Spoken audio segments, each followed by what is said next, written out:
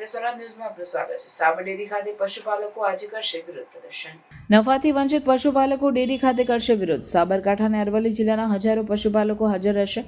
બાયડ ધારાસભ્ય ધવલસિંહ ઝાલા પણ પશુપાલકોમાં સમર્થનમાં આવશે। સાબર ડેરીના ગેટ પાસે બાઉન્સરો ખડકી દેવાયા। પશુપાલકોને રોકવા માટે સાબર ડેરી હવે બાઉન્સરોના સહારે। વજ્રવાન સાથે પોલીસ પણ સાબર ડેરી ગોઠવાઈ।